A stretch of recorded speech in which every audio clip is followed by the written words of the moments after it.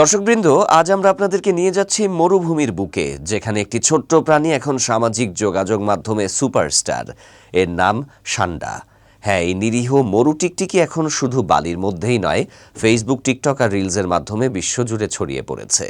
তবে এই সান্ডা আসলে কি, আর কেনই বা এটি এত আলোচনার কেন্দ্রে?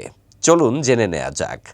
সান্ডা, যার বৈজ্ঞানিক নাম উরোম্যাস্টিক্স, এক ধরনের টিকটিকি জাতীয় সরীসৃপ। দেখতে গুইসাপের মতো হলেও এর শরীর ছোট, মোটা আর লেজে রয়েছে কাঁটার মতো খাঁজ, যা এটি আত্মরক্ষার জন্য ব্যবহার করে। আফ্রিকা ও মধ্যপ্রাচ্যের মরুভূমিতে বসবাসকারী এই প্রাণী মূলত তৃণভোজী, অর্থাৎ গাছপালা, ফুল আর বীজ এদের প্রধান খাবার। তবে মাঝে মধ্যে পোকামাকড়ও খায়। কিন্তু এই সান্ডা যে শুধু মরুভূমিতেই সীমাবদ্ধ নেই, তা প্রমাণ করেছে আমাদের প্রবাসী ভাইয়েরা। মধ্যপ্রাচ্যে প্রবাসী বাংলাদেশিদের মধ্যে সান্ডা শিকার এখন এক জনপ্রিয় খেলা। সামাজিক মাধ্যমে ছড়িয়ে পড়া ভিডিওতে দেখা যায় বালির মধ্যে তারা দৌড়াচ্ছেন সান্ডা ধরতে। কেউ মজা করে বলছেন সান্ডা না ধরলে ভিসা ক্যান্সেল, আবার কেউ বলছেন এটা ধরতে না পারলে চাকরি গেল। এই ভিডিওগুলো এখন বাংলাদেশে ভাইরাল। ফেসবুকে ঘুরছে সান্ডার মিম, রিলস, এমনকি সান্ডার বিরিয়ানি নিয়েও ঠাট্টাই আর কি।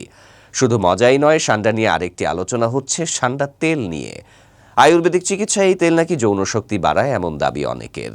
তবে বিজ্ঞানীরা বলছেন এর কার্যকারিতা এখনও প্রমাণিত নয়। তারপরও ভারত, পাকিস্তান ও বাংলাদেশের কিছু হাটে এই তেল বিক্রি হচ্ছে। তো দর্শকবৃন্দ, একটি ছোট মরু প্রাণী কিভাবে বিশ্বব্যাপী ট্রেন্ডে পরিণত হলো, তা সত্যিই অবাক করা। সান্ডা শুধু একটি টিকটিকি নয়, এটি এখন প্রবাসীদের জীবন, হাসি আর সংগ্রামের এক প্রতীক।